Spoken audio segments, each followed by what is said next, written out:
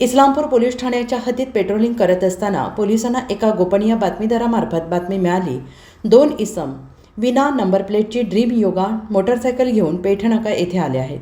पेठनाका येथे जाऊन त्यांना ताब्यात घेऊन चौकशी केली असता एकाचे नाव जयसंजय जाधव, वय वर्ष 19, राहणार रविवार पेठ, कोष्टी गल्ली, कराड, जिल्हा सातारा आणि दुसऱ्याचे नाव प्रथमेश दत्तात्रय गवते, वय वर्ष 20, राहणार कोष्टी गल्ली, कराड, जिल्हा सातारा असे आहे. या दोघांना विश्वासात घेऊन सदर मोटरसायकलबाबत विचारलं असता त्यांनी उडवाउडवीची उत्तरे दिली.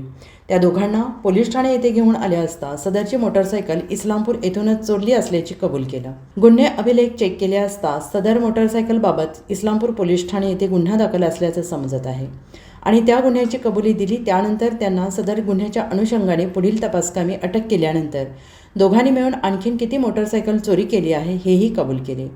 सदरच्या 23 मोटरसायकली आणि मोटरसायकलचे पार्ट तसेच मोटरसायकल कलर करणे याकरिता वापरत असलेले स्प्रे, चोरीस नंबर मिटवण्याकरिता वापरत असलेल्या पिवळ्या कलरचा ग्राइंडर तसेच विविध बनावट क्रमांक असलेले 11 नंबर प्लेट, गाडी चालू करण्याकरिता वापरत असलेली बॅटरी नंबर प्लेट काढणे याकरिता वापरत असलेला रिंगपाणा अशा वस्तू या पाचवड फाटा, तालुका कराड, जिल्हा सातारा येथून जप्त करण्यात आले आहेत.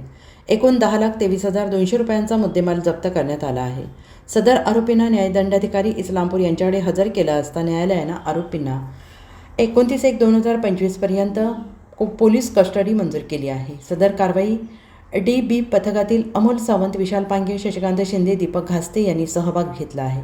इस्लामपूर पोलीस ठाणे गुन्हे प्रकटीकरण पथकाने ही धडाकेबाज कामगिरी केली आहे.